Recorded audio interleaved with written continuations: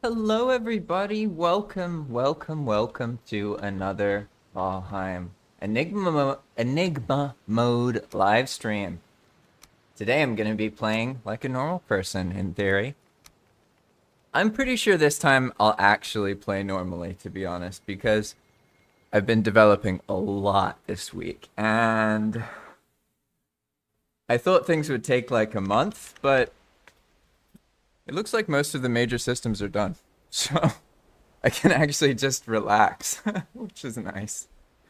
Now, all I really need to do is make more YouTube videos.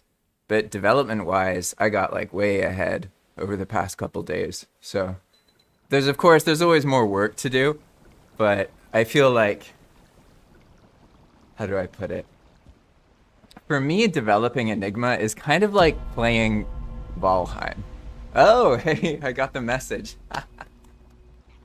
Yeah, I updated Path of Magic to Enigma 2.0. So it's not the same as like the 2.0 new experience, which I'm really excited about, but I'm not going to do that myself on Enigma mode until the next server, which is like next year, probably in like February.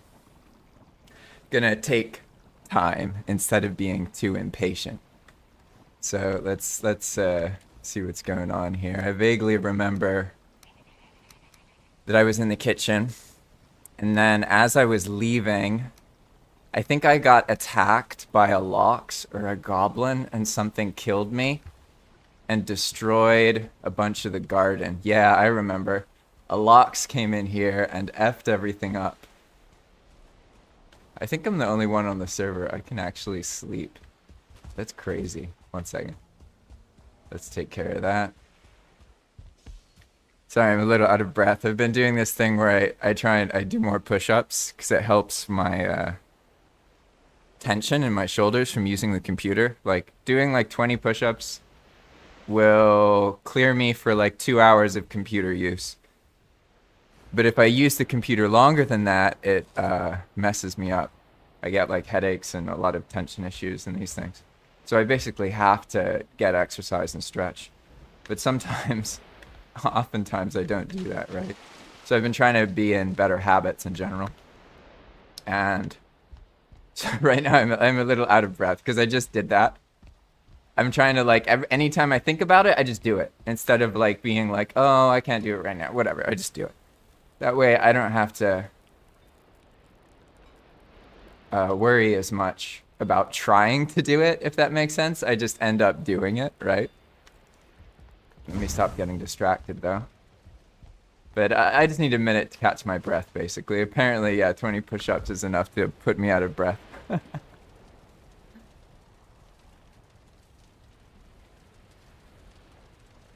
I didn't stay up super late either. Usually on Thursday nights, I stay up pretty late because it's maintenance night for the server for Path of Magic. So it's a good time to update things or test things. If I need to restart the server a bunch, because I kick everybody off the server for that night, basically, so that I have some space. Although I don't really need to do that now because the server's been more quiet.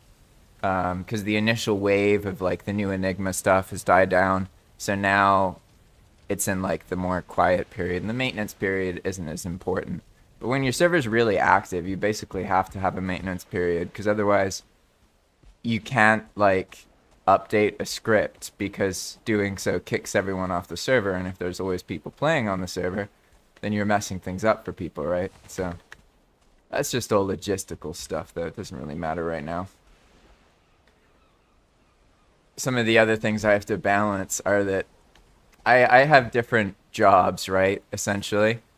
And my jobs all rely on my voice, pretty much. Like, YouTube work is a lot of... It's not all voice stuff, because sometimes I'm editing.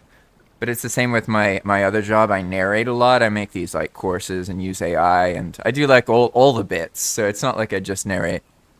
But it gets me tired, if that makes sense. I get tired of speaking.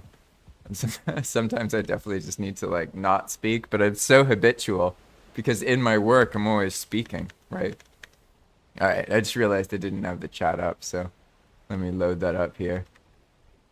I've been happy with the streaming because there's always this kind of nerve-wracking part for me, to be honest, Hello, Fish, by the way. Welcome. I just saw your comment. There's this nerve-wracking part for me where I don't really like things in the beginning. And that's because when you first start doing something, it's kind of like when you start streaming, for example, more people will watch you at first when you start than when you're normally streaming. Does that make sense? So it's very easy to think you see that initial wave of viewership and then you feel like that's normal and then it goes down because that's what happens when you stream regularly. Um, you're not taking advantage of novelty, if that makes sense. So for me, I'm more comfortable when I know the novelty's over because then I know kind of what the baseline is. Does that make sense? And it's kind of the same way, to be honest, that I feel about Valheim in general. I like that the game is so dead in general, to be honest, that if I can make things work now, I'm fine forever. Because then either the game stays the same, right, which is not super popular, and I make things work with that, and it's okay. Or it gets more popular and trendy, and then I'm fine, because obviously I just earn more if Valheim's more popular, right? So that I like to set myself up in the low points, and then I get comfortable with the low points, right? So that's why now I get to actually see what happens, and I get a better sense of managing the server and the live streaming schedule and everything. Because in the beginning, it's all new and interesting, and I have the new server, and that's all flashy and cool. But that's kind of boring, if that makes sense. Like, for me, it's boring because there's already everyone knows that you can just make a new experience and people will flock to it and then they'll leave within like a month. That's how it works, right? So for me, that's not very interesting. You can always make new experiences, have new mod packs, etc., etc.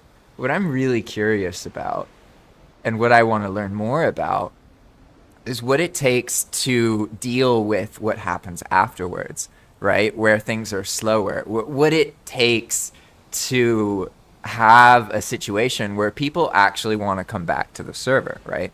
And we've experienced that a bunch of times on Path of Magic. That's what's so cool, because I've realized that, like, when you run a persistent server, people are always going to stop after 2 weeks to 6 weeks. That's just how everything is. The difference is that after they've had their break or their time away, they can come back. And I've noticed there's a couple things that happen that make people come back to a server.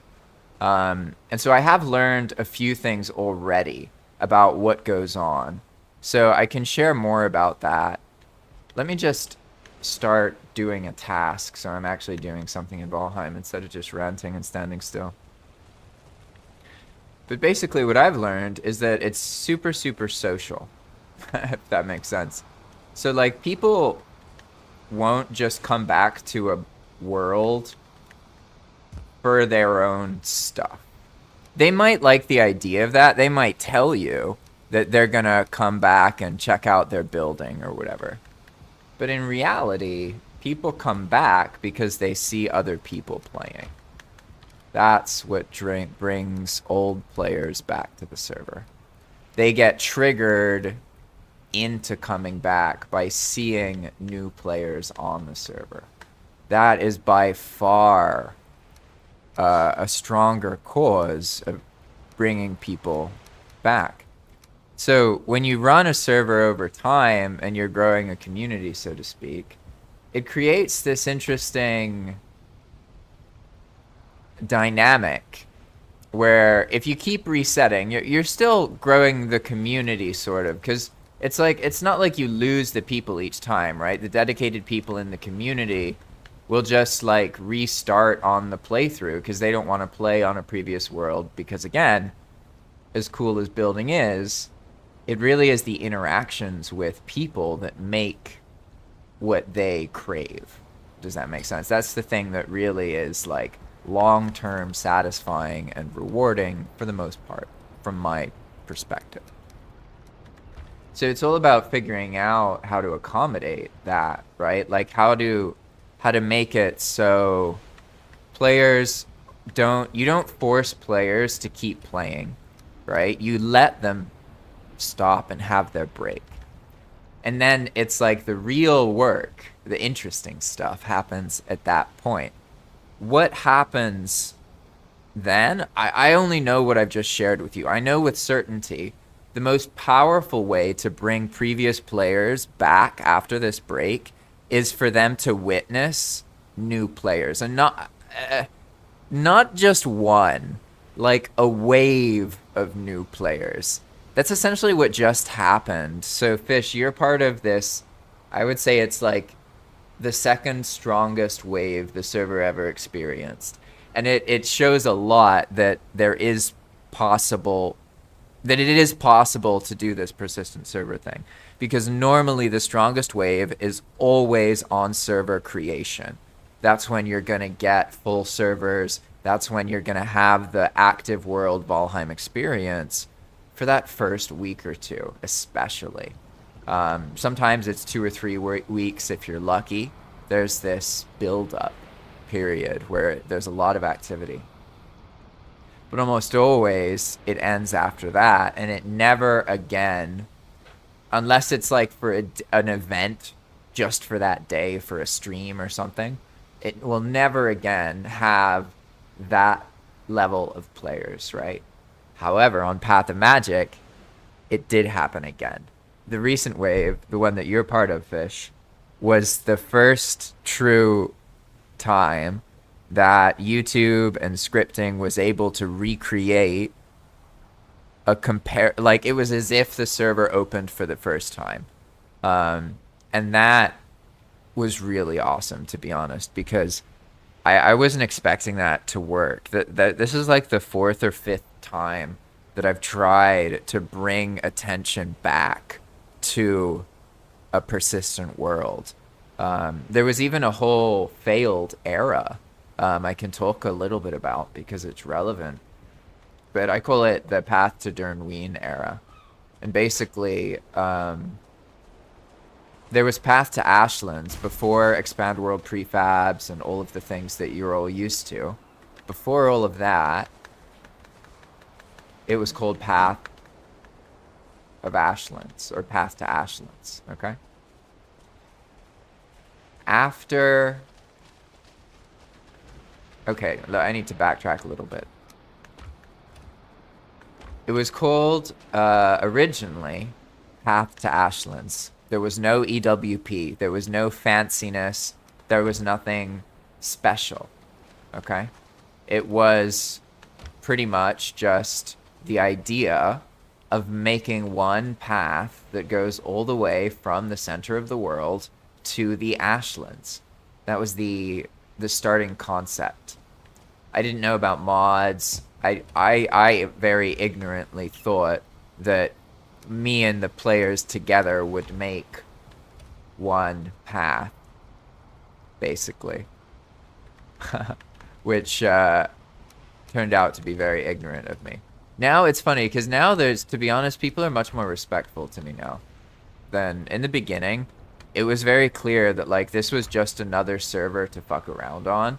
And, like, people would try and move against my intention on the server to troll me. Like, that kind of thing happened in the beginning a lot. It was actually quite interesting how adversarial sometimes it is when you don't have, like, a relationship with people, right? But now it's very different because of the YouTube channel, and I make tutorials, and I do something that other people you can't really get somewhere else, if that makes sense. Like, you can use Enigma Mode now, and you can make your own version of it and everything, but there aren't that many other. Yeah, it's like how there's not another person like Descartes doing his style of thing with his experience scripting, and just like the same with Raka.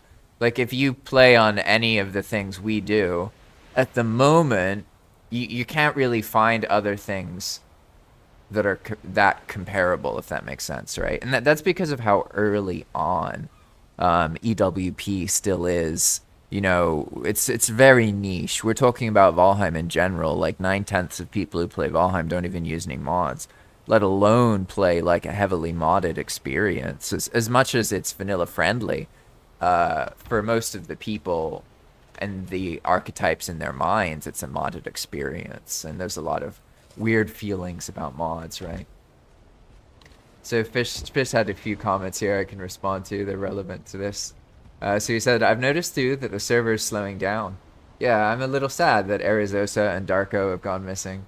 What keeps me on is the history I want to learn on Path of Magic. Also, Jake giving me my first real multiplayer fun event and really understanding the world at Nauima's base is what glued me here. Hey, could you tell me more about the experience with Jake?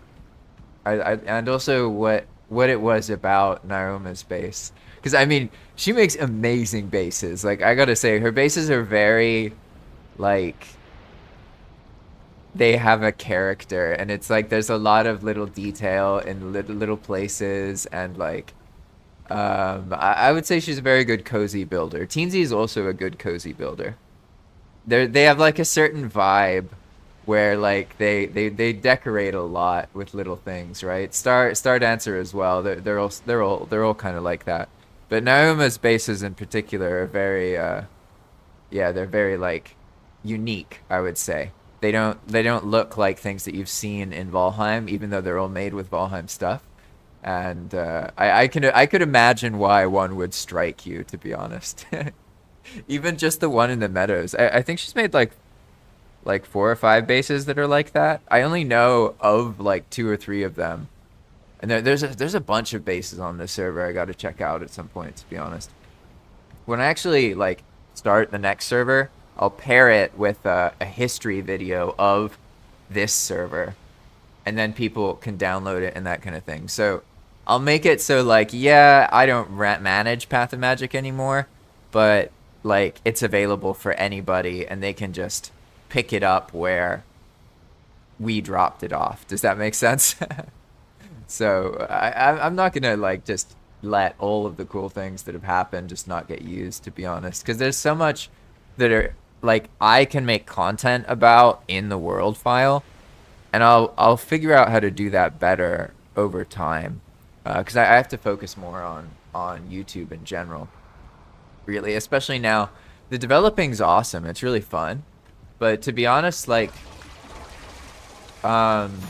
yeah, I've practiced so much with developing that I can do it really quickly. So I don't need to spend so much time just focusing on that now. I can, but I just don't need to. Like, I need to focus more on YouTube and these other things. I can develop loads of stuff for Path of Magic, and like it doesn't take a whole bunch of time. Like in just like 1 or 2 focus days a week, I can make like keep new mechanics coming out and everything. Or sorry, for Enigma Mode. Yeah, and that's been like, so for me, basically what I'm doing is I'm practicing a loop of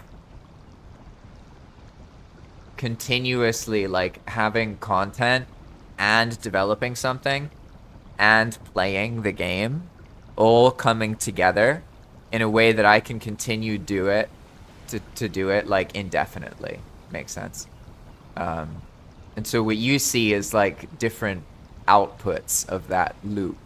But like that's why like I can't play as much as other players like a normal player, but I'm able to play consistently over years without like stopping and playing other games. Makes sense. And that's because I've found balance in the way I engage in Valheim. If I just play Valheim as a player, I get bored, and I tend to overdo it and play too much, and then I get burned out, and then I feel like I'm not interested. Whereas when I engage in Valheim the way I do now, I make videos, I play normally sometimes, I research, I watch other people's videos, I make content with people, I live stream and playtest other people's stuff. There's always different things I can do. So I never really get that bored of Valheim itself anymore because it doesn't feel limiting, right? Whereas when I wasn't as involved in the community, and I didn't have just infinite Valheim related work of different kinds. Um, yeah, it felt more boring, like more superficial, if that makes sense. More like another game.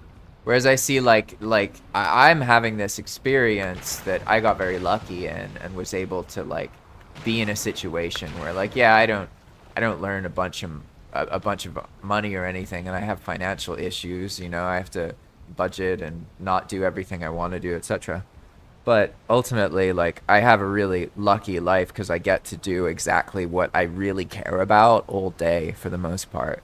And I get to earn at least a little bit of money from game development now and doing something related to it. And that was always my dream. So, like, if I can just keep doing what I love, I don't really care if I don't earn that much money, as long as I'm able to do what I love without like going into debt. Does that make sense?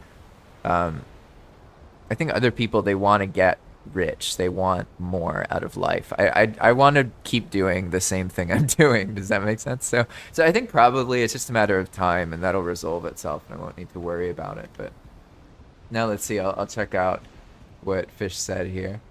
So I had asked Fish to explain why his experience with Jake. Oh, and let me backtrack to those of you who are not here right now and you're watching this later. So Fish is one of the new players, and what's interesting about him is that he's continued playing even though the server attention in general died off, right? And so most of the time, people are kind of fatty, if that makes sense. Like as soon as others stop playing, they'll stop. So it's always very interesting to see, and I like asking the players who stick around the kinds of experiences they've had and that kind of thing. Um, so I asked him what he was articulating more about that, right? And so he mentioned that he had an experience with Jake and an experience in one of seeing one of Naoma's bases. And so let's see what he said. So he said that with Jake, I learned how different things are and put it in my head to not give up when stuff gets rough in Enigma mode. Yeah, that makes sense. And with Naoma's base, I'm sorry, Naoma, by the way. I don't know how to pronounce your name, so I always go from Naoma to like Naima. I always mess it up. And Naoma's base helped me realize there's much more to do in between the start and end of the game. I learned about empowering, how to properly navigate on no map. I was also inspired by that base to make one that was just as pretty. At first, I thought a lot of the beginning stuff was just gimmicky, but I put the pieces together, and the lack of progression honestly made more sense than the base game. Well, not lack of progression, but the extension of it. Hey, I feel you, man. That's what I'm going for, really. Like, Valheim is very, very special. I really fundamentally believe that Valheim is an incredible game. Um, it's kind of like, I don't really know how to put it, but the game itself has a lot of potential that I don't really see in other games. Like Valheim as a game, yeah, you can think it's just about building and exploring or survival or whatever you want to say, but I've seen what can happen when you actually like use Valheim and develop a community, and you can use it to practice game development.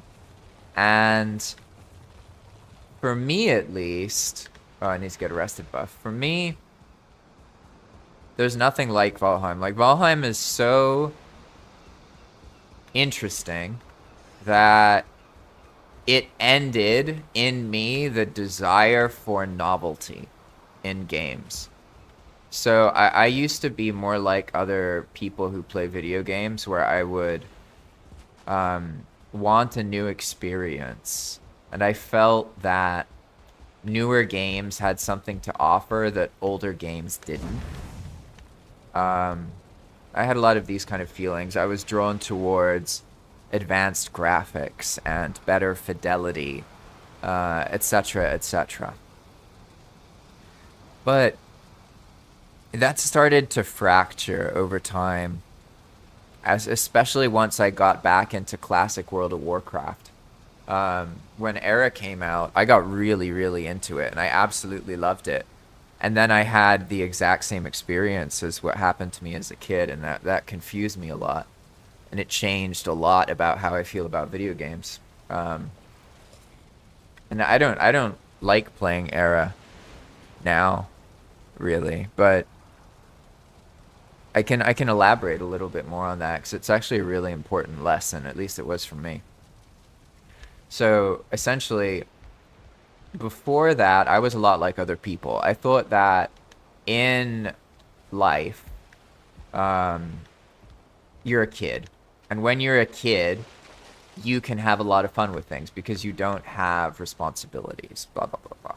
And then you have to grow up, and you lose your ability to just enjoy things like a kid, and that there were the good old days and they're not today, and you can't enjoy things like you used to anymore, and it's because you're an adult, and that's just how it is. I also had that worldview. I used to think that way, but I see that that's wrong. It's not actually true. The reason that we lose our ability to enjoy video games isn't because we grow up. It's because we develop habits that cause us to remove the joy from the games. As a child, we don't yet have these habits that are so harmful. But as we develop, we become more capable of establishing harmful habits for our immersion and our enjoyment. So it's not actually growing up that makes you unable to enjoy games. It's rather growing up makes you good at stopping yourself from enjoying games. And I'll give you the example of what happened to me with World of Warcraft. I should talk about World of Warcraft, to be honest, because it's a big part of something in my life, and also what motivates me moving forward and how I want to develop. But I'm incredibly critical of the state of it now and what it does to people, and like yeah, there's a lot of strong feelings. But let me go grab my tea. And I'm happy that Teensy and Jerry, you were able to connect with them. I'm Teensy is honestly, she's a like very, very supportive part of why the server is the way it is. Um, she's always been very supportive from the very beginning. She's very understanding and has, like, sometimes I've been about to make a change that like wasn't necessarily good for the players, and she's helped me realize that and understand that a couple times. So I've learned to just like, Teensy is one of the few people where if she says something, like, I'll probably do what she says, even if I don't necessarily agree, because I've learned from working with her that she really is worth listening to. Like, she knows what she's talking about. Yeah, super supportive player. Really, really, really awesome. Thank you for all you do, teens. Definitely makes a big difference in my life. It's funny actually how in my own like private life and my personal life, I don't have an experience of being supported in what I do. Does that make sense? I'm loved, like people care about me, but they don't know how to help me. They have absolutely no idea. And in their efforts to try and help me, they end up hurting me. So I've isolated myself from most people in the physical world, and I'm happy with that. But it's funny because the reason I'm able to do that and be okay is because of all of you and how supportive you are. Like, you want me to do the Valheim work. You want me to work on Enigma. And this is what I love doing. So like, it's so contrasting, right? This experience of like, I can just open up Discord and be flooded with like requests about the passion project and the thing that I love working on. Or I can interact with people in the real world where like they can't even like nobody in my life really maybe one or two of my friends, but for the most part, no one really understands that I'm getting a game development education for free from making a mod in a game. Like, they can't wrap their heads around that. So like, to them, I'm just playing Valheim. They don't understand the depth of it, or like the community aspect of it. There's so many parts they have no idea about. And it's like, it's helped me understand like what people in general need in life and the role that video games can play. And it's this communal part, this ability to help people connect with each other. Like, for a game to transcend the fact that it's a video game that might be harmful for the body, just if you're staring at a screen and not moving in general, that's just bad for you, right? So like, the game itself has to foster behavior that's healthy enough that it's healthier than its unhealthy bits, right? Everything's a combination of unhealthy and healthy, but from my perspective, modern gaming has become incredibly unhealthy, and it hasn't tapped into the true powers that it can. And that's what I want to do with my life. I want to make games that you can just play the game, and without even realizing it, like, the more thousands of hours you play the game, you learn to treat other people in the real world better just by the influence the game has on you. You form communities of people who are more accepting of problems and mistakes, and when people say things, more open to talking about suffering, this kind of thing. That's like my ultimate goal, if that makes sense. But 1 second, I need to go get my tea. So I've learned my voice gets all fucked up. I have to keep drinking tea, otherwise my throat hurts.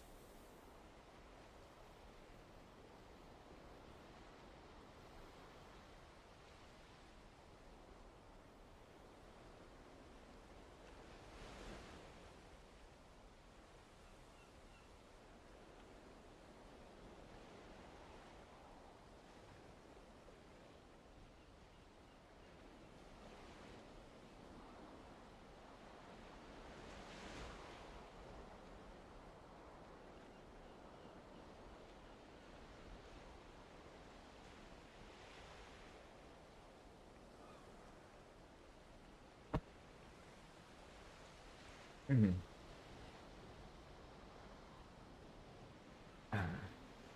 Well, I'm glad you've been here, Fish. It's really cool. You've got a lot of passion, and I feel like maybe, who knows, maybe you'll get into scripting. There's a certain vibe that people who really like Enigma get, and they end up scripting, and you have that vibe a little bit. Baliog, you remind me of Baliog, to be honest. Kind of similar. I guess you're earlier in life, so to speak. Because I think Baliog was in his 30s, and he was playing with his partner. And that was really cool. I love it, like, seeing when people play Valheim together. Like, I think that's really cool. Anytime I see a couple, or even like a father and son, or a mother daughter, whatever it is, any kind of family doing anything together in a video game, like, because of what I mentioned earlier, that's like my favorite thing. So I pay a lot of attention to that, because I think games in general are, they're a big opportunity for humanity to learn how to treat itself better, right? To teach itself how to treat itself better. So I said I'd talk a little bit about World of Warcraft. I've talked a lot about like my own personal suffering in these things. My dad died when I was a child of lung cancer. I also struggled a lot with chronic illness and fatigue throughout my life, and then effed off, left, moved to Nicaragua, and then got way, way, way healthier. And these days I can do anything I want, really. So I've learned a lot about life and the body and health and the state of the world that we're in. But one of the things that was really influential to me growing up was MMOs, in particular two, RuneScape and World of Warcraft. Definitely World of Warcraft was the one that was super influential to me. Mostly because my father had just died, And oh. All right, I got this. Mostly because my father had just died, basically, and it was very intense. So, like, when you're a kid, I don't know how it is in other nations, because, to be honest, the U.S. is pretty sick when it comes to trauma. They don't know how to deal with it. But when you're a kid in American society, and you go through trauma, or let's say someone in your family dies, you basically are then isolated from everyone else, because American society is terrified of death, absolutely terrified. And they baby the children a lot about hard things. They have this notion that the kid will lose their innocence if they learn about death.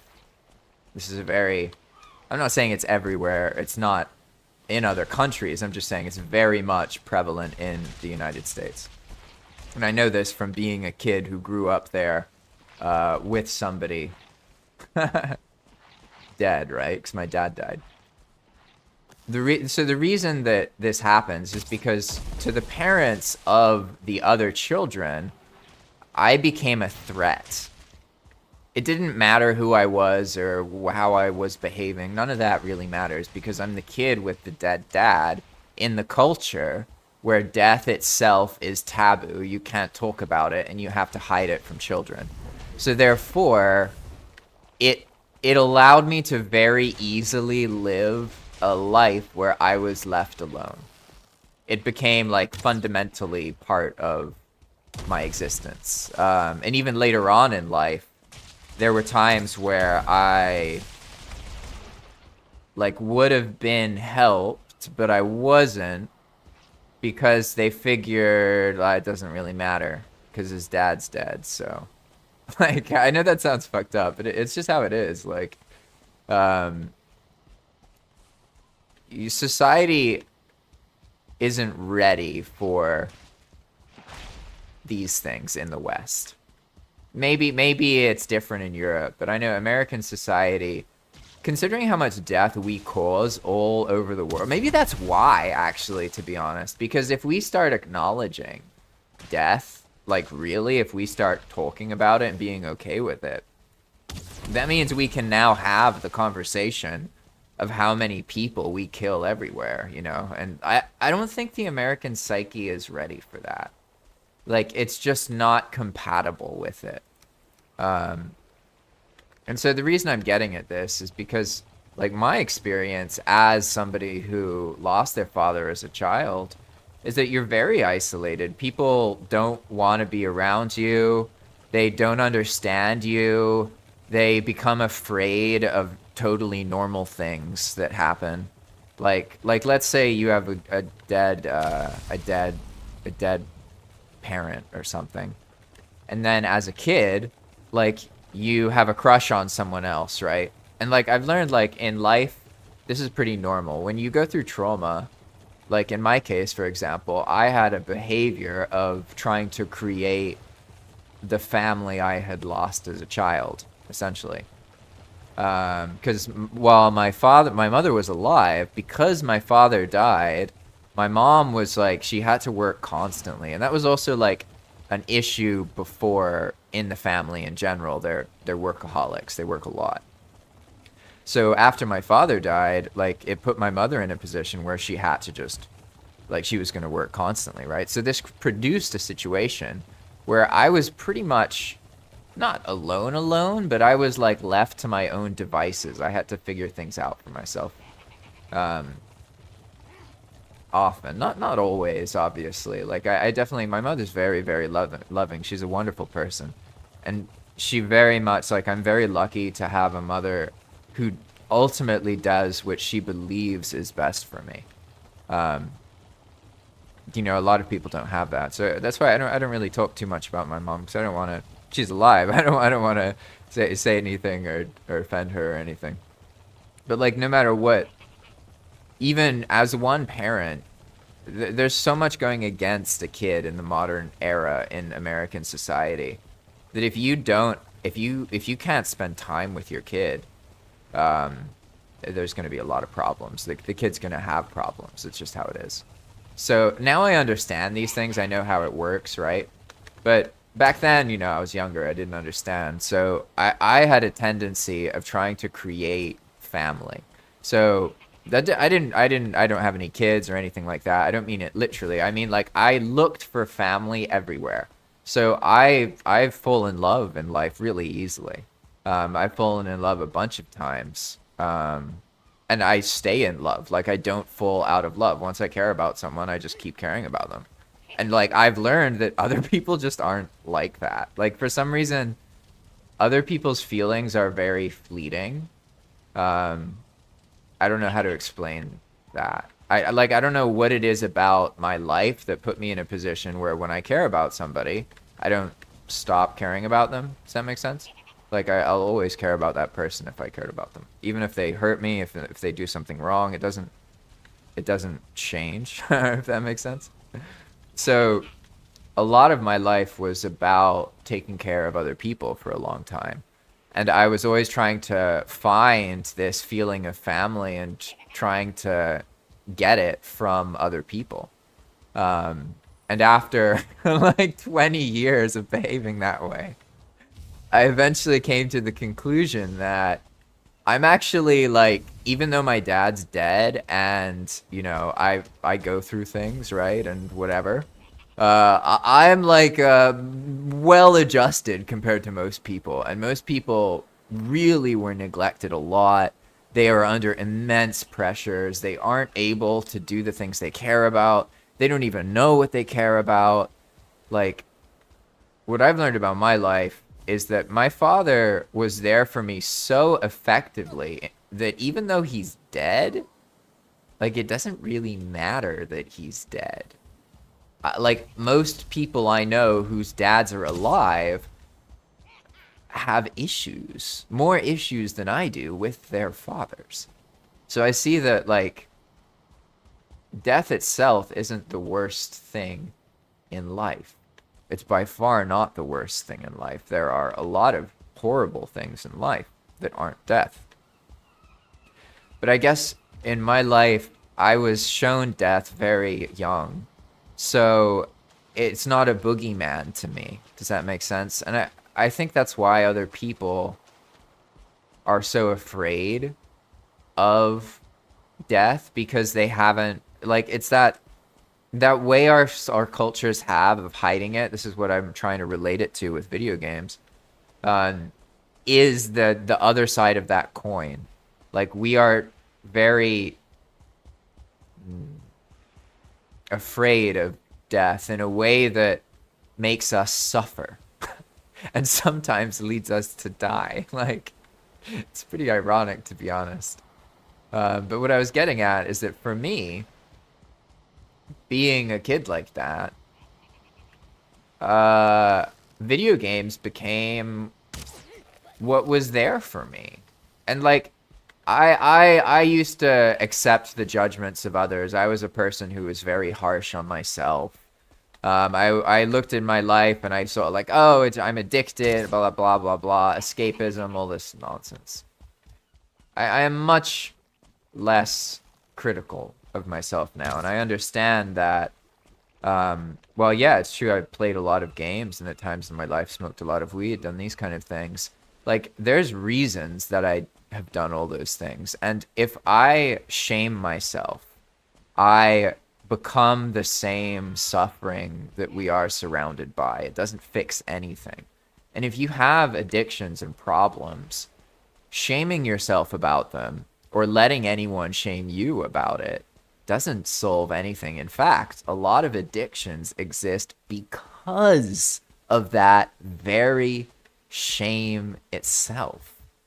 Shame is incredibly damaging, especially when it comes from your family. Obviously, there's always going to be a degree of inward shame, but you can do something about inward shame, right? You can resolve it, so to speak. That's what I've learned to do. But ultimately, you can't resolve the shame other people feel about themselves that they project upon you. This will be something you are surrounded by until you die for the rest of your life. You will not be around enlightened beings. people have a bunch of problems and they constantly project those problems onto the people around them and the people they care about.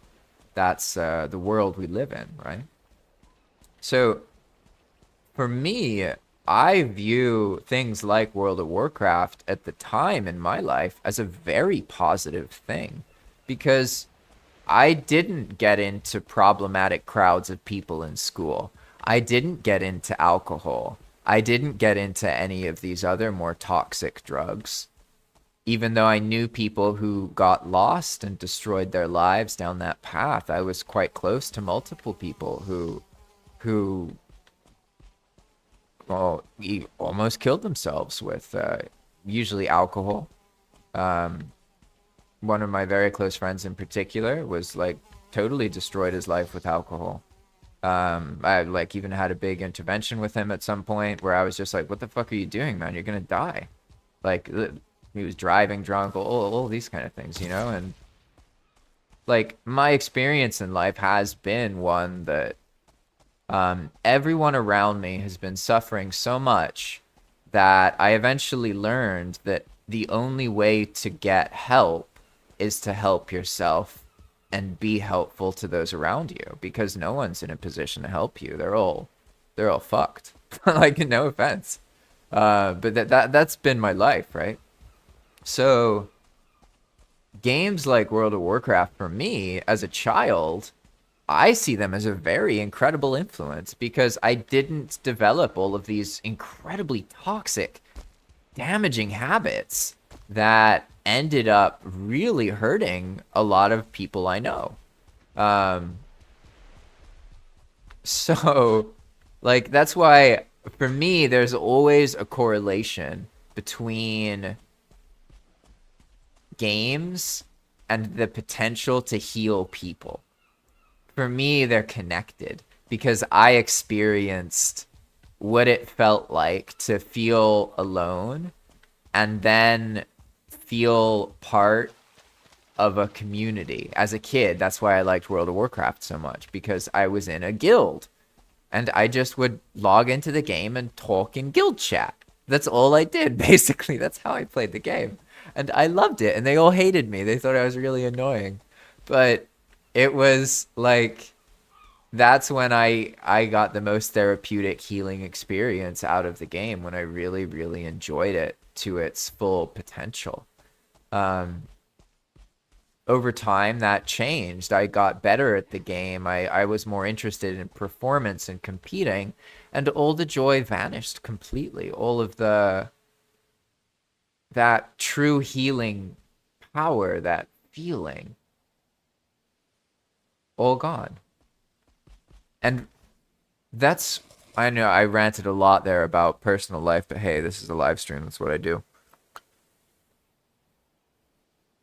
But it's all related because those experiences formed me, and they turned me into a person who sees that video games can play a huge role in making people feel like they belong. And ultimately, from what I've learned about the world, hello Skywolf, welcome, welcome.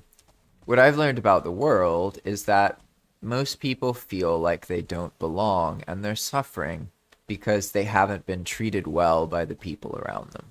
That's most humans' experience. So what I believe is very good for the world is if people can have more experiences where they feel like they belong. I think that is the root cause and ultimately heals all problems. So that's why things, oh god, thank you, Odin. That's why things like Enigma for me are so motivating, because to other people, yeah, it's just like some mod pack or whatever. But they don't see it the way I do. You know what I mean? For me, it's like, it's more like a reaction to the unfairness I see in the world and the suffering, if that makes sense. Because through managing Enigma, I don't think that someone's going to like just heal magically or anything like that.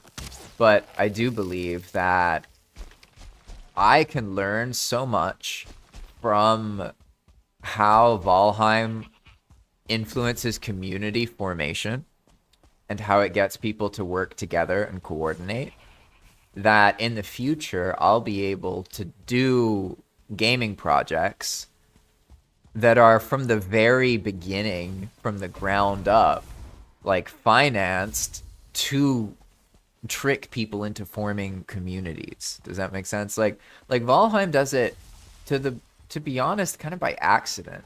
Like Valheim is very much a game that doesn't know itself. It's a game with somewhat of an identity crisis that became hugely popular, but no one really fully understands why, you know? So we can theorize about it and everything, and I can feel like I have a strong opinion about it, but I can easily find someone else who completely disagrees with me. And ultimately, the Valheim community itself is quite fractured. You have intense divisions between the modding scene and the unmodded scene, and the creators of the game and the veterans of the game.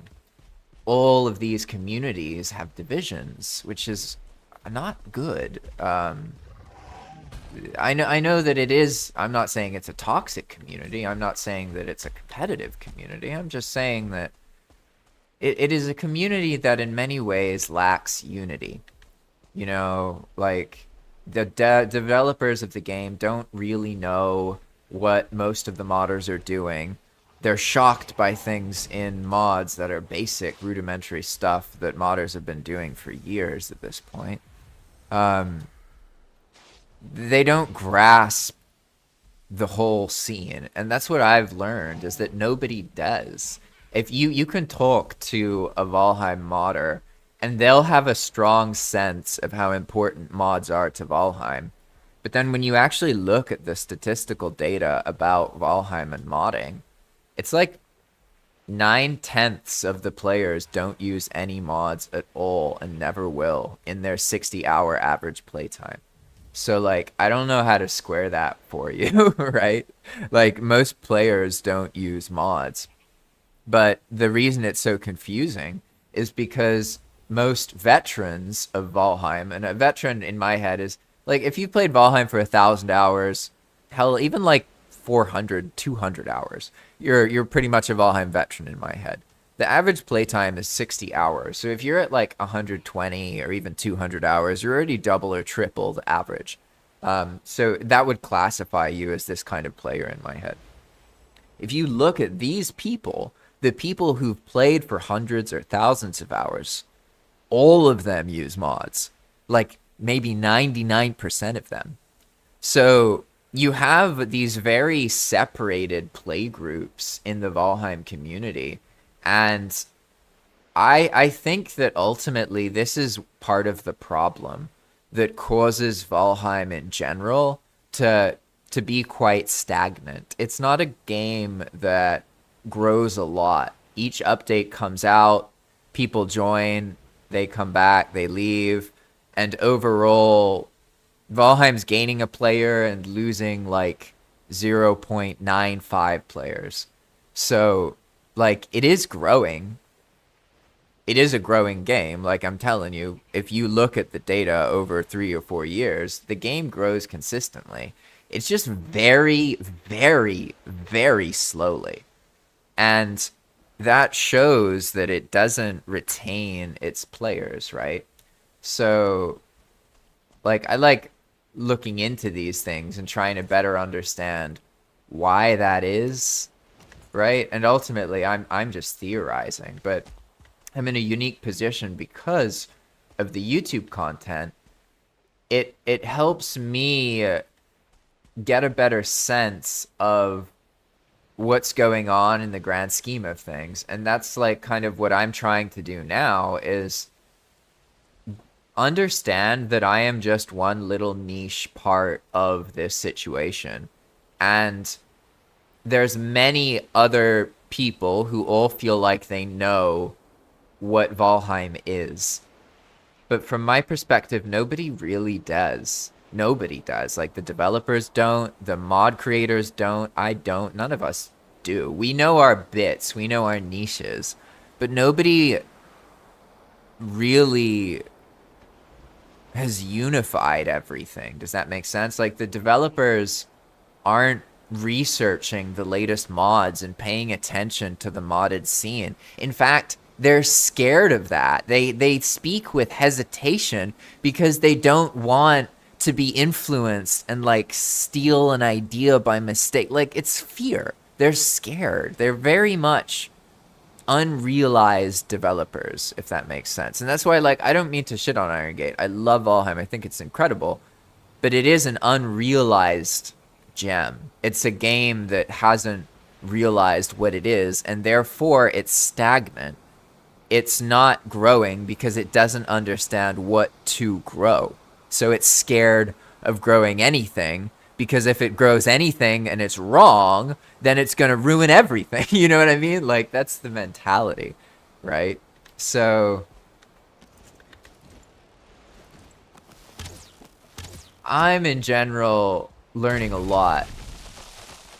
And this is why Valheim has been so powerful for me and such a big influence. It's not just because of the game. It's not just because of Iron Gate itself. It's because of all of these factors and what I'm trying to do with my life and what Valheim means to me. And because I see that I can shape Valheim to be something wonderful for me that is exactly what I need. But I also sense that other people don't understand just how shapeable Valheim really is. Like, people like Dakar get it, Raka, they get it, yeah, they all understand, right? But these, again, are minorities, very, very small subgroups of the player base, because the developers themselves don't view the game that way. I think, to be honest, if they really understood EWP, they would probably be more excited about Valheim themselves, because at least from what I've researched with Iron Gate in general and what they talk about and how they behave, it seems like one of their issues is that they don't imagine how Valheim can be used. They imagine the physical building, right? So they imagine, okay, players can build special places. They imagine players can make adventure maps and these kind of things. The developers understand that, but they don't imagine how you can rework mechanics from the ground up and how they could work way more effectively by having like public scripted playtesting servers and managing these and testing out their ideas with the community and involving them and doing what I do, except, as the official developers. Like, one of the reasons people like what I do with this project is because they can get a taste of what they want from Iron Gate.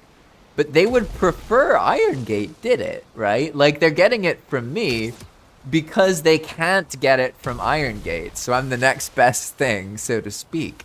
And like, over time, yeah, people might like me. But I'm saying that in the beginning, the appeal is like, okay, if I suggest something on this server, I might see it change in the game in a week or two. That's a big draw for a player. There's a feeling of permanence that gets created when the player reacts to an issue in the game and then witnesses that issue get solved based on their feedback. There's something, they feel like it's their game now. It's a part of them. You know what I mean? And that's something the developers can really ride on, right? Like, but they don't. And that's why, like, there we go. I deserve to die. I hadn't died in a while. That's why my theory with Iron Gate is that they're afraid. I think that's ultimately what it boils down to. They don't understand what they have, and therefore they're afraid of changing things. So they only change little things that don't really have that much impact on the game itself. Most of the time. I'm not saying all the time, but in general, they're very hesitant to make big changes to the game. It's a problem a lot of game developers have. You know, it's not unique to Iron Gate, but I would say that it is unique in that Valheim seems to be like, well, it like has a reputation for being an indie game, but it's not an indie game. You know what I mean? Like, if it was an indie game, the developers wouldn't be afraid of changing things because they're independent. I mean, maybe I'm reading too much into it, but that's my logic. So Fish says, Iron Gate made a game with the crumbs of massive potential. Like, they have a regular donut. It's a great donut, but it's not as good as the powder donut with sprinkles, you know? Hey, I don't know, a simple donut is all you need. A freshly fried, simple donut with no sugar on it.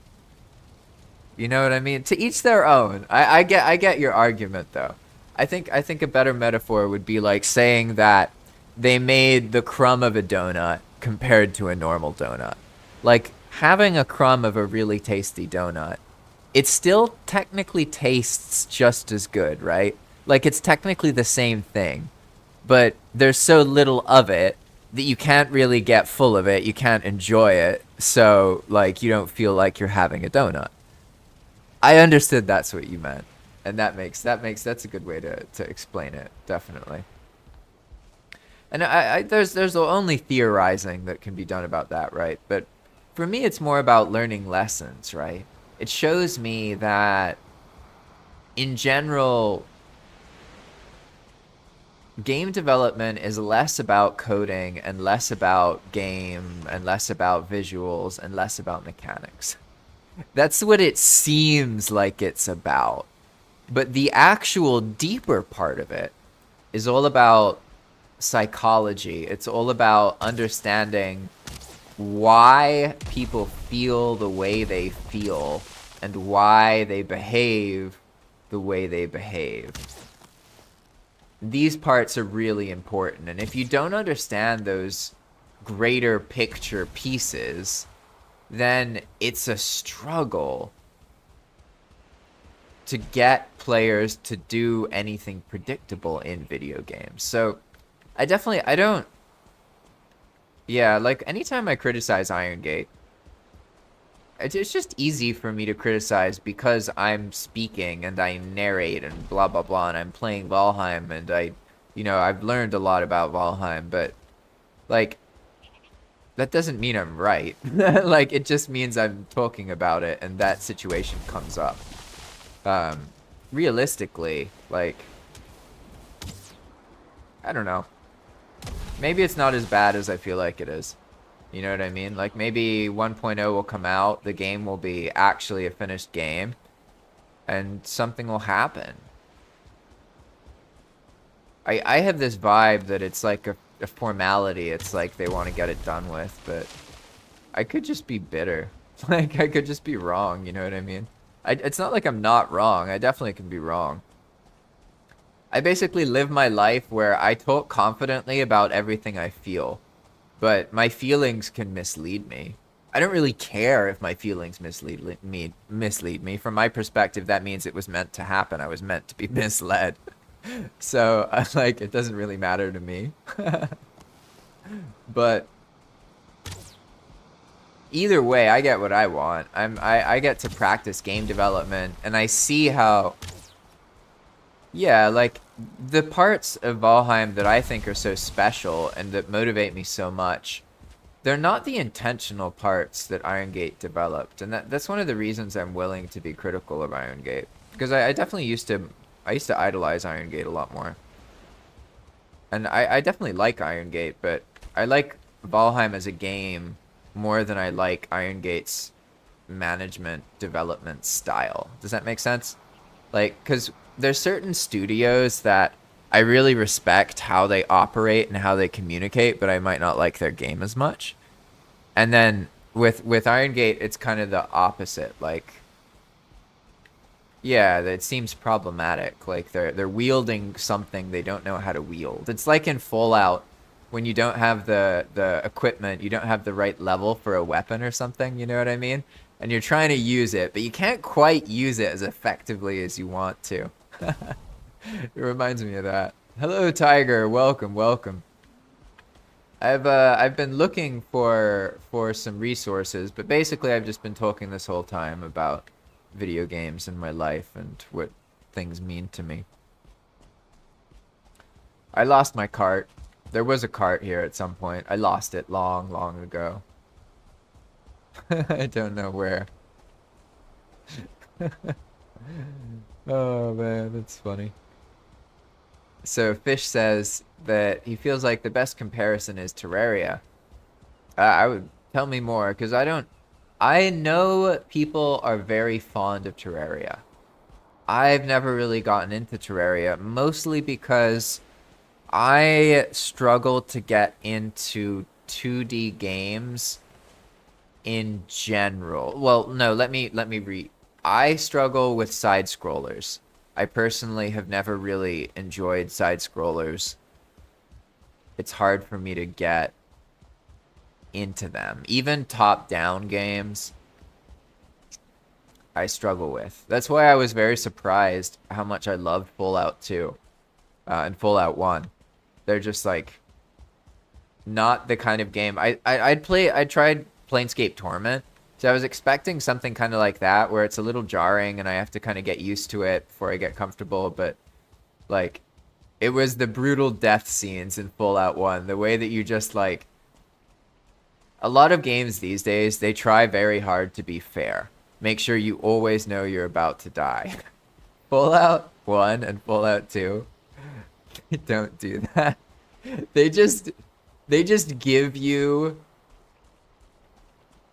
They just kill you sometimes, and like there's no way for you to know that that was even possible until you died that way.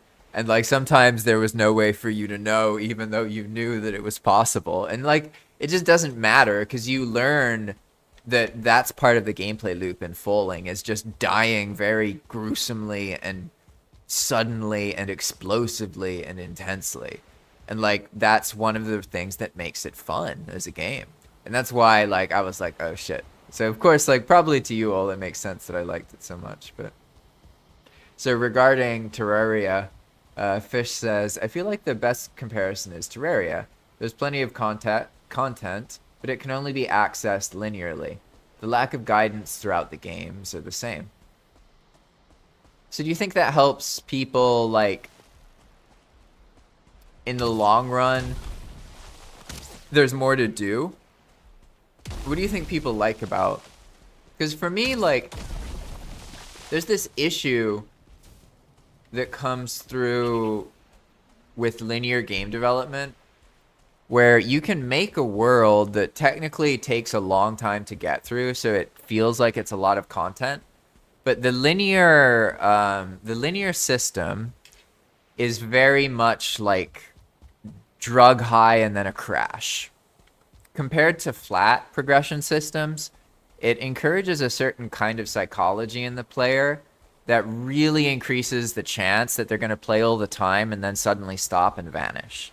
That's like the nature of a linear system. That's why I really try to limit linear practice in general in my own projects, because it's very tempting to do linear development because it's so effective at first. But it's basically the equivalent of, like, instead of figuring out how to motivate your friend, you're just going to slip some cocaine into his drink and then get him to do what you want. Does that make sense? It's like, from my perspective, linear development is like the lazy game developer's way of forcing the player to do something that ultimately will probably end up being a cheap mechanism that breaks their immersion. Now, even me talking about this way makes players unhappy, because players love the number go up. They absolutely love that. Whereas in my development style, it's all about like hiding the numbers and reducing them and making them as simple as possible. So they're like 1s, 2s, and 3s instead of 800, 900, 1000, 1100. And that's mostly because of how fed up I am of modern gaming. Like, I completely stopped playing modern games. And one of the reasons for that is because of experiences with, like, the Diablo franchise. I remember, like, there was a time where like doing a couple more damage, and Fallout is a good example of this, can feel good. And like ideally, you want your game to have be balanced enough that the player notices one of something. One more of this, boom, suddenly the game feels better. They feel more powerful. You want every little detail to feel impactful. In practice, that's really challenging. And if you look at modern games, you end up with things like, okay, here's your sword. It gives you 553 strength points, 10 acrility, 14 persistence, 5 agility, and 673 visual persistence. And it's like, what the fuck is this? You have to like establish all these different things, and then you have all these like linear number loops that you're tricking the player into feeling immersion, but you're not actually immersing them in the game world. You're using these very primitive, temporary psychological tricks that will not last for months or years. So like they're finite, and you have to keep doing it over, and it's really damaging for the player's psychology. So like I'm not saying that linear is always bad, because in a story you need linear elements, absolutely. But it's problematic for persistent worlds. Make sense? And I have to pee. I'll be right back.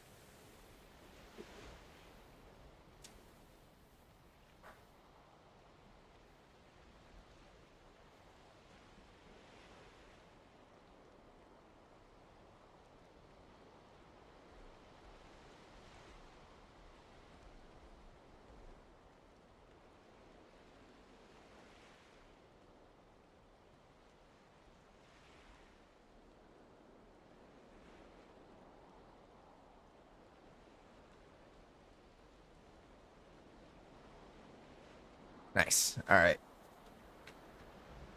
Hey, Fire. Welcome, welcome. You haven't missed much today. Just been ranting, running around on this path. Yeah, scaling it. It's all. How do I pick that up again? Let's see. The thing with linear is you need a way to I call it to catch the player. Like, how do I put it? Okay, the linear systems are what initially draw the player in. The player, when they first join, they have to have a simple system that they can wrap their head around. And a linear progression system gives them a ramp to start going up. But you have to understand that once they get to the top of that ramp, they will fall off of it. That's how all ramps work. So basically, yes, you have linear systems, but your job, if you care about persistence and like long-term immersion in an MMO or a persistent world, right? I'm not talking about a story-driven experience, like something like The Last of Us. Like, these games are linear. They must be linear. It's not a problem. They don't need to be open world games. That ruins the point of the story itself. A story is a story. It's not the same story. If you get to decide every single moment, then it's not that story, and it's not a story. It's your experience, your journey, your whatever. You know what I mean? It's not a story anymore. So like linear serves a very important role. It's just that in the mentality that I work with and the way I think about game development, it's very problematic. You have to think of it as like a ramp. It's what they want to run up, but then your job as the game designer, or developer, or whatever, is to make the game really good at tricking them off of that ramp. Make sense? So like they go towards the ramp, they're trying to go up it, but as they're racing up that ramp, there's so many fun things to do that they eventually completely forget about it. Right? Like, obviously, that sounds simple in theory, but that is very hard in practice, right? It's a lot of psychological trickery, and that's why I really enjoy the, for the most part, unkillable boss notion, because, like, the player psychologically then is never given that end. There is no end to the ramp. So for me, it it seems more realistic, if that makes sense, because that's how life is. Does that make sense? I mean, there is an end, you die, right? But I mean, like, I think one of the things I don't like about a lot of MMOs and game worlds is they make you feel really special and they like stroke your ego and make you feel like the hero when you're just one of millions of people. And like there's nothing heroic about you at all. In fact, in most games, you're a bloodthirsty killer who kleptomaniacally just steals from everybody and does nothing good for anybody at all. So, like, there's this clear dissonance between like the reality of like, okay, what a hero actually is and like the bullshit of just lying to somebody and tricking them into thinking they're a hero. So from my perspective, most games now, they're really good at making you feel heroic, but you're actually a psychopath. Like that's what the game's doing. So ultimately, in the long run, there's kind of this dissonance because you know you're not really a hero, you're just one of many people playing this game. So what I want to do more is have a more like upfront position. That's why I like it more, that I like the notion that like, yeah, you're playing on the server, but like the bosses are still gods, they can kill you. You know what I mean? Like for me, that seems more fitting because like the human and especially the more prideful players, they're always going to feel a desire to beat the world and conquer it, right? And so that's the ramp. Then the trick is to make sure that they can't actually get up the ramp. They never reach the top of it. They slip. They get distracted. They fall. You know what I mean? So ideally, they lose interest in the game before they get to the top of the ramp. Then you end up creating a repeatable experience because the player has memories, and then oftentimes they'll want to come back to experience something, whether it's a new experience with a new wave of players or a mechanic they never tried before. So as long as there's a lot of depth in your world and you have that social element, I think that's the key to this kind of enigma, if I can be so on the nose, that I've been trying to explain. Let's see. Tiger said, "Did you try Assassin's Creed games?" I'm on 1, 2, and 3, not Valhalla. I did. I played the first two definitely. I don't know how many other Assassin's Creed games I played. I feel kind of like I do about Bethesda games. I loved the first Assassin's Creed. Absolutely loved it. Super unique, really cool experience. Every other Assassin's Creed game I've played after that just felt like that same experience. So it's the same. I feel the same way about Elder Scrolls and Bethesda. Like a Bethesda game is an open world game where there's loads of stuff and there's characters moving around. Maybe they're doing their own things. Maybe at night they're in their bed, and in the daytime they're doing something else, and they're kind of awkward. That's a Bethesda game. It's glitchy. Like that's the experience. So whether it's Skyrim or Morrowind or even hell like Daggerfall,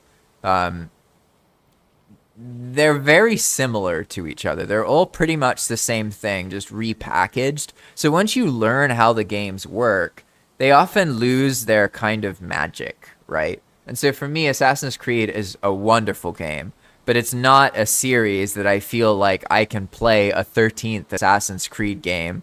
Like, I don't care anymore. You know what I mean? Like, okay, I'm sneaking around, climbing Breath of the Wild, but we have assassination missions, hiding in people. Awesome. Like, I already had the experience now.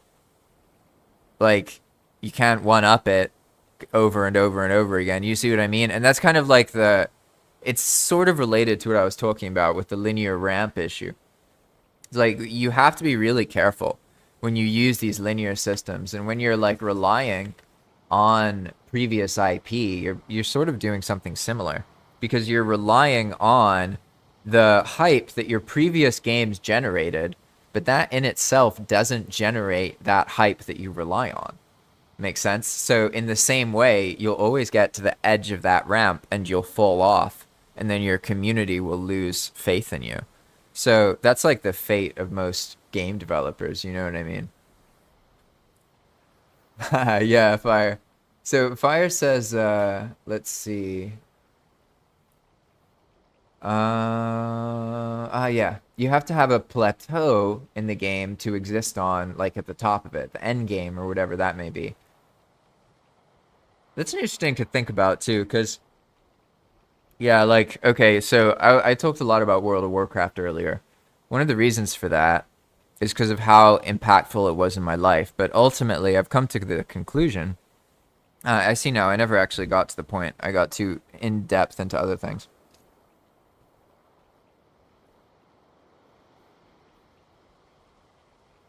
But I had thought that it was my childhood that made me really enjoy classic World of Warcraft. I thought this because multiple times I tried to get back into World of Warcraft as I got older on 5 separate occasions, and it never stuck. I never had a good time. I always stopped playing after like a couple days. Not even close to the initial experience. This is one of the reasons I told myself, oh, it's because I'm not a kid anymore. I just can't enjoy that. But then Era came out. I played it. I got just as into it again, and then had the exact same experience where the expansions came out and I completely lost interest. And it's like it made me realize, like, no, yeah, my life is different, but actually the game itself was going a certain direction that I really loved, and then it went another direction. So that's why I was never able to enjoy it again, because it wasn't what I enjoyed. And the things I enjoy are more flat game worlds where it's not linearly replacing itself, because linear systems are so impermanent. They cause this feeling of it doesn't matter. Makes sense? And that's why, like, if you've noticed in my efforts on Enigma mode, like, I really like to make it so no matter where you are, you could die, you could get killed by something. That's because I hated it in World of Warcraft, how, like, once you get to the end, now you can go in any biome and an angry bear or a pack of wolves is just some visual sprite to you. Doesn't mean anything. Can't even have a remote chance of killing you. It can't even do any damage to you. And I saw what that did to the world and how it makes the world feel irrelevant. And it's very much like, how do I put it? Very much fine when it's fine, but then it'll never be fine again. Does that make sense? It's like that leveling zone. You can put in some resources that are good for those end game players, but because of the linear nature of your game, you have guaranteed going through those zones is a one-time experience, maybe a two-time experience. Maybe a select few players will play with a lower level and carry them, and maybe they'll have that experience. But for the most part, they're going to see it once, never again. It's essentially an on-the-rails experience that seems like it's not on the rails, but it's not. It's an illusion. Makes sense? And like, that's why I feel like there's this untapped depth that we can get into, and some games have gotten into. It's not unheard of. Games like old school RuneScape have tapped into this. So have, I mean, honestly, things like Turtle WoW, which was a similar kind of notion, like make World of Warcraft more flat, less linear, basically. But don't feel attacked, Fire. Honestly, it's like there's reasons that people are really used to those dynamics. And ultimately, if you're using like marketplace NPCs and these things, like, you're gonna have that vibe. There's no way around that. Like, so I wouldn't worry too much about it. Like, I've personally never really been into that, but again, that's not because it's not a good experience. It's because what I want is to understand game design and practice like more non-linear development and more flat development and understand player psychology. So therefore, there's just not that much I can get from like NPCs with dialogue boxes that you have to read, because from my perspective, like, players don't even read the basic instructions I give them when I need them to do something. why would I develop something that requires players to read? Like, it's like making a YouTube video that you know nobody's gonna watch. Like, it's just not motivating. Does that make sense? So for me, because of what I feel, that's my attitude towards it. But obviously, like, ultimately, what matters is how you feel about what you're developing and what you're interested in. Because, like, for a lot of people, if I'm really upfront with you in the Valheim community, they don't really care about the player's experience that much. If I'm honest with you, like they'll say that they do, but really they want to just develop the thing they want to make, and they're gonna make up some reason that the players will like it, but that's just some reason that they're made up. And like they wanted to develop the thing, so they made it, and it sounded cool, so they made it, but like they didn't actually think about how it impacts the players, and oftentimes these things end up being harmful for the players, and it doesn't really matter because again, the players aren't really that important. Because I mean, okay, the players are really important in reality, but like oftentimes when people make these custom like Valheim experiences, they're not really about giving the players a good experience. So you see what I'm saying? So like you don't need to worry. You just need to identify what it is you're trying to do and do it well. So if you are trying to make something that's fun for you, that you enjoy, and you're trying to learn, then do that well, whatever that may be. You don't try and do something else to make it more appealing to players. You see what I'm saying? But if you're making something and you want people to play it, you have to think about their experience. Otherwise, you won't have players. Make sense? And like it can be challenging to find consistent players unless you have that mentality. Like there's a lot of things you can change about Valheim, for example, that are very like visually crazy, right? You know what I mean? They're interesting in a novel way, but that novelty goes away quickly, and it's hard to retain people who are continuously interested in what you're doing unless you are doing something that they are enjoying playing, if that makes sense. But it all depends on what people are trying to do, to be honest. Fire says, maybe I'm just weird, but Elder Scrolls was a ton of fun for me, and I put so many hours into Elder Scrolls Online, so I looked at what that was that kept me hooked on those games and tried to copy. Hey, just to be clear, the Elder Scrolls games are great. All I was saying earlier is that they're the same as each other. So everybody really loves the first or the second Elder Scrolls game that they play. Almost unanimously, that's how it works. So in the current generation, people love Skyrim. That's the game that they think of when they think of Elder Scrolls, generally. But before that, it was Oblivion. That was the game. Before that, Morrowind. Before that, Daggerfall. I don't know if there's anyone who considers Elder Scrolls 1 the best Elder Scrolls game, but maybe they do. I don't know.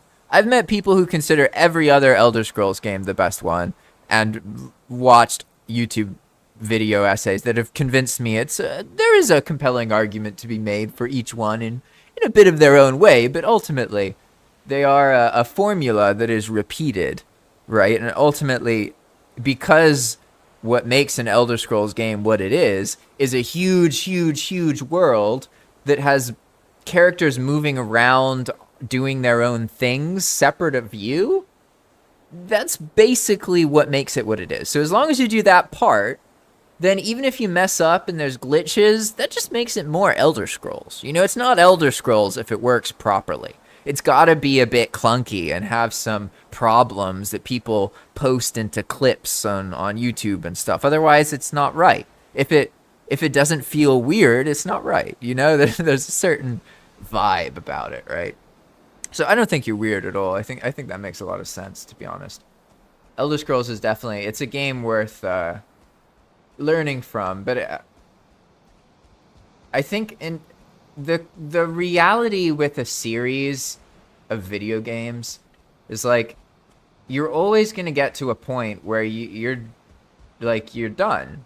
The game, like you can't just keep recreating the same game over and over and over and over again and think that it's gonna like continuously wow people. Make sense? But that's what a lot of gaming companies do now, because it is easier to do that, right? Yeah, the formula is very recycled. That's what. But it's I don't know, because at the same time, like, yeah, it's recycled, but like what I was trying to get at is that for people like me, yeah, it's super recycled. I don't even have interest in open world games, right? But I'm someone who's had like a solid 20 years of playing loads of different video games. And I've played loads of really time-consuming games that a lot of people have only played one of, you know? So I played a bunch of old-school RuneScape, a bunch of World of Warcraft. I haven't played, like, every MMO, but I've played lots and lots of different games. So, like, I'm more likely to notice patterns and, like, be drawn to a game that's unique. Whereas a new person, like especially these days, like I'm old now apparently. Like you know, I'm like 33 or 32 or whatever. But apparently I'm an old video gamer. Like the games I like are all old. The new people, when I watch the YouTube video essays of younger people, it's like, damn, they're really fucking impatient. Like, holy shit. Like I've seen a couple of videos recently that are like someone saying why this game I absolutely love is just like horrible and isn't good. And like from my perspective, it's like, damn, you know the videos immediately. It's like this. There's a bunch of flash cuts. It's really fast. And it's like, damn, I can tell like psychologically, like the modern generation of gamers is like different. Does that make sense? So when I say old, I'm not talking about my actual age, if that makes sense. Like I said 32 because I feel that like that's like not an old gamer. But when I actually interact with other gamers, I feel like I'm like an old elderly person or something. It's like they have such they're so, how do I put it? So snippy and snappy and so distasteful towards uncomfort. I don't know how to do it exactly, but like there's a lot of conveniences in modern games for, okay, yeah, like no map, exactly, that kind of thing. I love no map. There's not a single part of me that wants to play Valheim with a map when I'm playing like a normal player. I fundamentally view it as an inferior experience. It's like Valheim with training wheels. Like here's the easy mode where you can never get lost. You can't really feel afraid because you can probably just kill everything. You can get some good armor and then it's really hard to die and you can get all like you feel like you're the hero. Like the world has no threat against you, you know what I mean? Which is the very thing I dislike. So you can probably tell how all of these beliefs bleed over into the development style on Enigma, right? Hey, Power of Truth, welcome, welcome. He says, well shoot, I've been playing in single player mode with one friend after work very consistently. Maybe we should both come over to Path of Magic. Hey, you're welcome to. Like, Palm is a server you can like explore and do whatever you want on. It's not like something you have to join when everyone else joins. It's also not, you don't need to make a new character. You can use different mods. Like, as long as you don't cause problems for other people, I'm not really that fussed, really. I like personally, I've just accepted I can't actually play a whole lot like a normal character anymore. Like I want to, I just don't because of like the position in my life. I have to like be making content or be developing Enigma because even though I don't earn money from Enigma, like ultimately it's what I love doing and it's my passion and it's the thing that in my life in the future, like if I'm really practiced with scripting and I've like worked with a lot of players and I've managed players and I know what to expect, my chance of like succeeding in my own game development career is way, way higher. So like right now, it's like if you ever watch Dragon Ball Z, there's that time chamber. You know what I mean? That Goku uses. Expand World Prefabs is that for me in my game development education. It's like I got this opportunity to just theorize and test a bunch of stuff and observe what players actually do, what motivates them, how to communicate with them, how to manage their perceptions, all of this really important stuff. And now I just get like loads and loads and loads of practice with that. And until I feel like it's not necessary, I don't know, like for me, I just feel like I'm learning so much every day. There's no way I'd want to stop. I can theorize that at some point I won't feel like I'm learning new things so much. So then I'll be more interested in doing something else. But I can't even imagine that at the moment. And at this point, I've been developing for like a year and 5 months, a year and 4 months, something like that. That's when I started. So it's just, it's crazy, right? Yeah. Oh, yeah. My view of what makes a good game is definitely going to be different. Like, and it's not even that, like, I'm very frustrated by certain things. I've become completely fed up with them. Like UI, modern gameplay loops that I've seen in like 5 or 6 games. I'm not really. I don't like it when games baby the player. Like I detest it. So most modern games, from my perspective, are so babying of the player that it reminds me of the parts of the culture that babies people from death, that is like the root cause of a lot of suffering in my life. So it's a very personal thing. I think that's why like I often bring these intense things up, because for me there's not a separation between like my passion for games and development and my suffering and the suffering in the world around me. It's all the same thing. But for other people, it's not the same thing. They have very clear separations. Like when they're playing games, they don't want to think about anything serious. They don't want to think about death. They don't want to think about what's happening in the world or any of this. So like, I'm never going to make sense to people, really. People will enjoy the games that I work on because of the passion and the flavor of the experience. But when it comes to actually explaining why I do what I do, I don't think it'll really be that relatable for people, just because I've been exposed to a very unique series of events in life that have shaped me a certain way, and I no longer participate in society in the same way that other people do. So I'm not saying like I don't like society, I just mean like I have a life where rent and these things can be taken care of, even though I don't have much else, just by making some YouTube videos and doing a day job for like 5 to 10 hours a week. So that causes me to almost be available full time to learn about anything I want, to develop whatever I want to develop. And this puts me in a situation where I have a completely fundamentally different life than other people, because most people are incredibly busy. So everything they do, they have to sacrifice something else.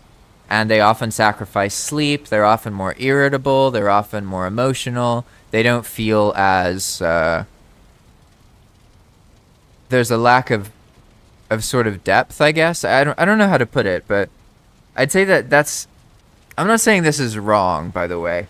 I'm just saying that it's like the thing I've noticed that's different about the way I develop compared to other people.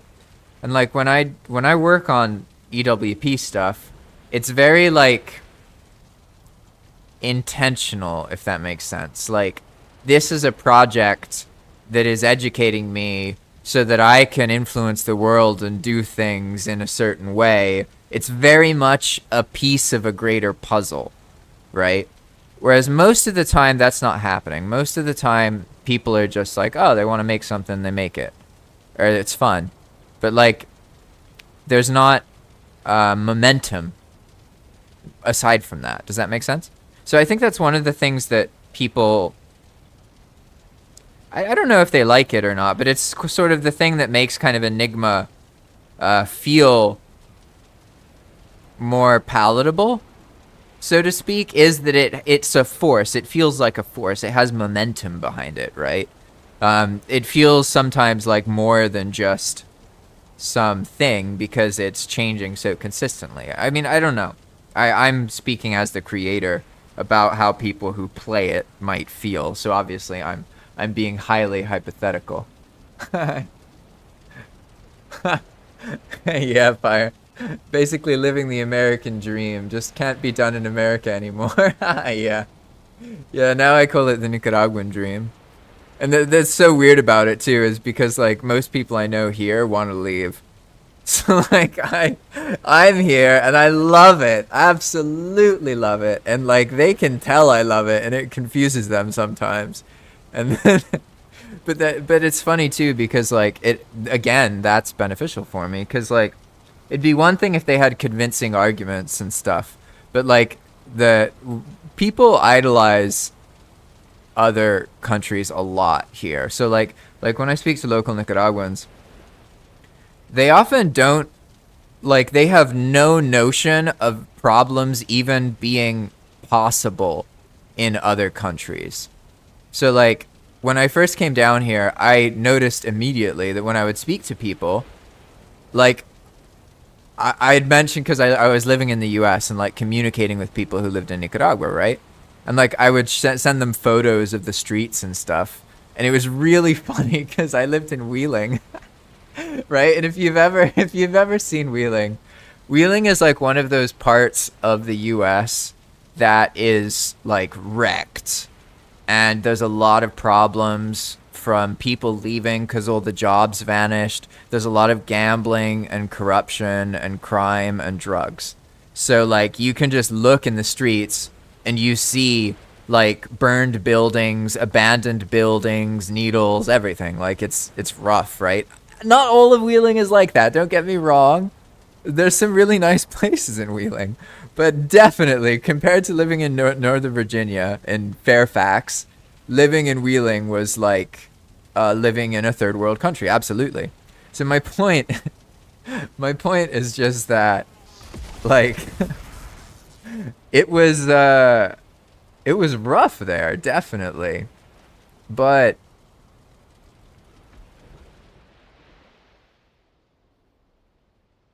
I was trying to. Why did I bring that up? I actually, the Deathsquito killing me completely. I forgot. Oh, now I'm having a crisis. No, I brought up Wheeling, being in there, Nicaragua. Ah, yeah. No, I remember now. I was talking about how locals here idolize foreign countries, and like they often really don't.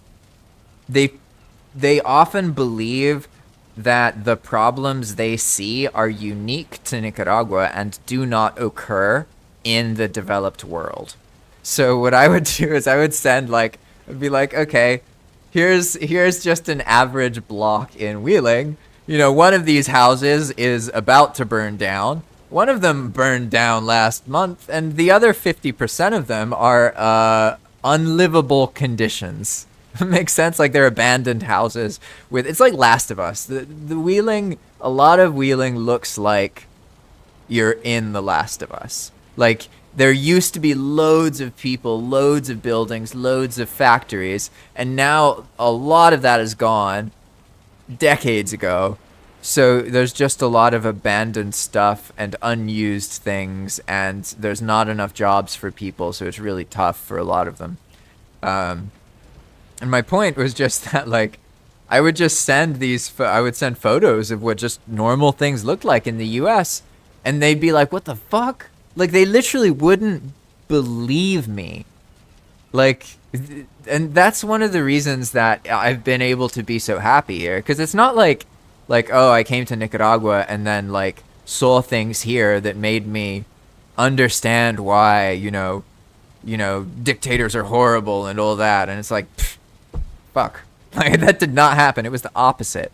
I came here and I was like, damn, we lie about everything. There's a lot of people living in the rest of the world who have just as many freedoms as we experience. It doesn't seem to really matter what country you live in, for the most part. That's not always true, obviously. I'm not saying that's always true. There's plenty of places where if you're a woman, you gotta behave in a certain way, and if you don't, you're gonna be fucked up. There's places where if you're a guy, you dress a certain way, you're gonna get beat up. That's life.